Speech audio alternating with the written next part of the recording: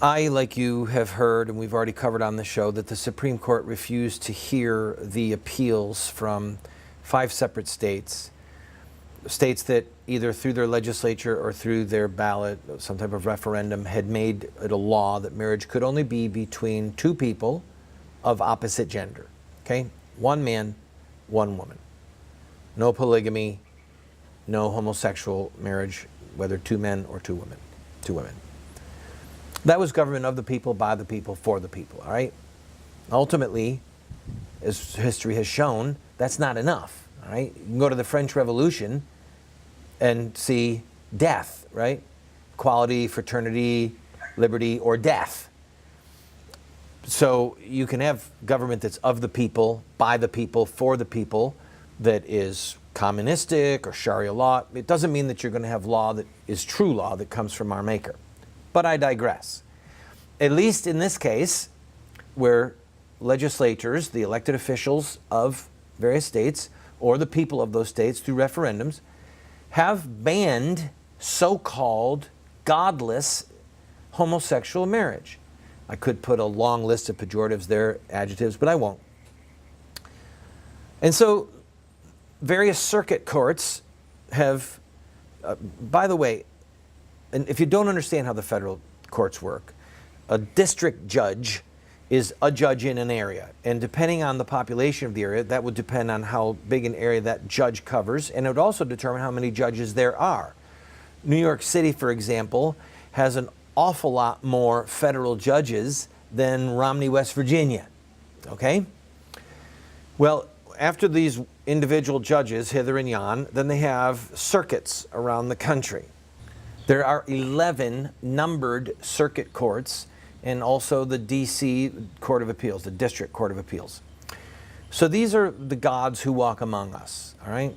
They are not elected, they are appointed, and their appointment is for life. So if a judge in New York City rules one way on a certain subject matter and another judge in New York City rules a different way, then those two are in conflict, and it could go to the Second Circuit Court of Appeals, or an individual case could go to the Second Circuit Court of Appeals.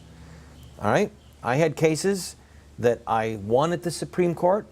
I had cases that the Supreme Court refused to hear.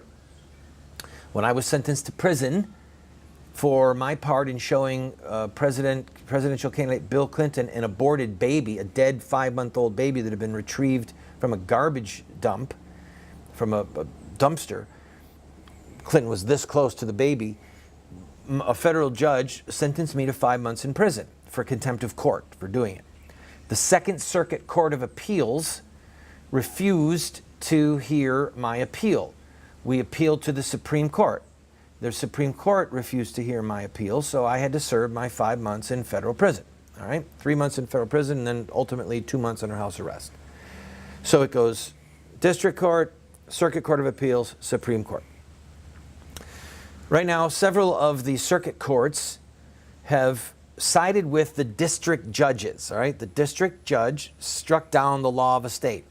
The Circuit Court of Appeal, for that area, and it always encompasses several states, the areas of several states, those circuits have upheld the lower court rulings.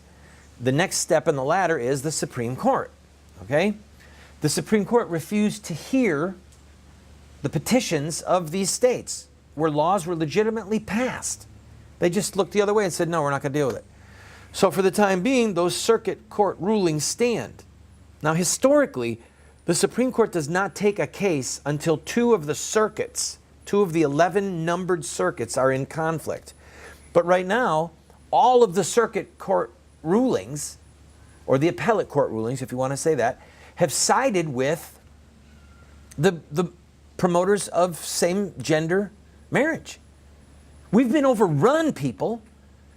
Now, forgive me for giving you that history lesson. Go to a book, learn it, memorize it, commit it to memory, but it's critical, and here's why.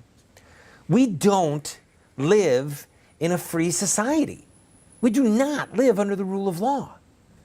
And this should make us sick to our stomachs. This is what we have happening is not what the founders of this republic fought and died for and killed fellow Britons for, okay?